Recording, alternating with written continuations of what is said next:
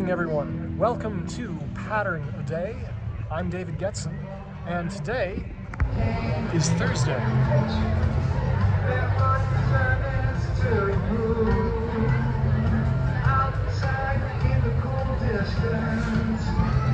Live music here, cover of All Along the Watchtower, and behind me,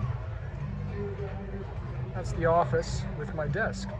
Here at the living process at Royal Outdoor in South Pasadena, where I typically, we're doing Brechtian revealing the means.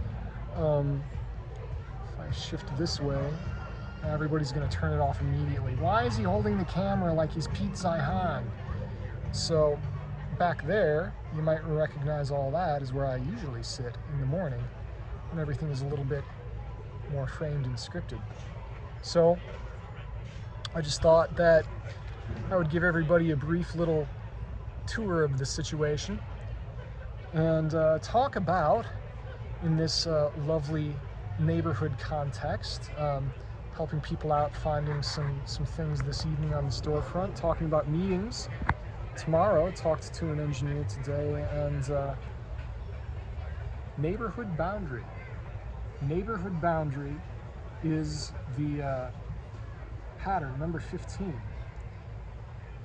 And so we've talked about the neighborhoods themselves, we talked about the mosaic of subcultures and going on. So the lines between the neighborhoods, what do you do with those? So what's the problem that they're trying to identify with this? The strength of the boundary is essential to a neighborhood. If the boundary is too weak, the neighborhood will not be able to maintain its own identifiable character. Therefore, encourage the formation of a boundary around each neighborhood to separate it from the next door neighborhood. So that has a new connotation these days with a certain website.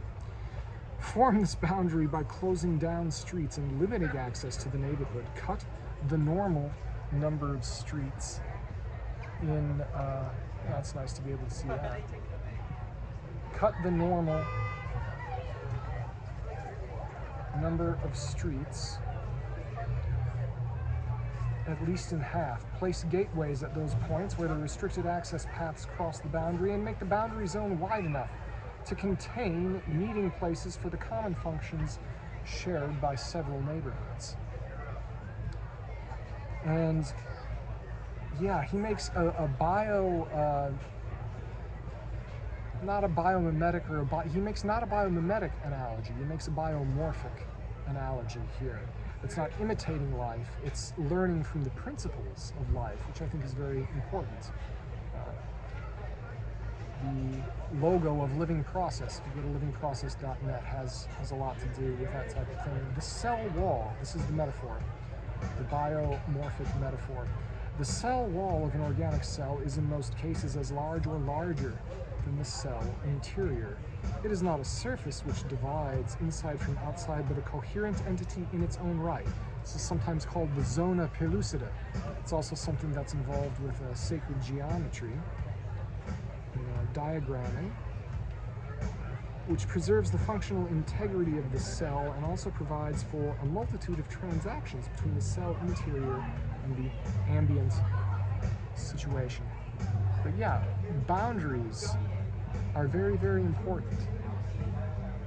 There's a boundary above my head, isn't there? You see, this is a good example. Just as there are neighborhood boundaries, there are boundaries across levels of scale. Boundaries around doors, boundaries on these tiles, the grout being boundary between tiles. Boundaries between the neighborhoods are very significant. We've talked about how transportation, hearing the train in the distance, that can serve at boulevards. I think the image that they have here is of a wide street with trees. How you articulate these boundaries, whether they're natural, if there's a river, that often serves as one.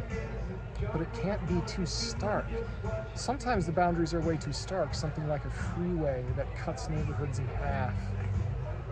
That'll happen too much. There's an article,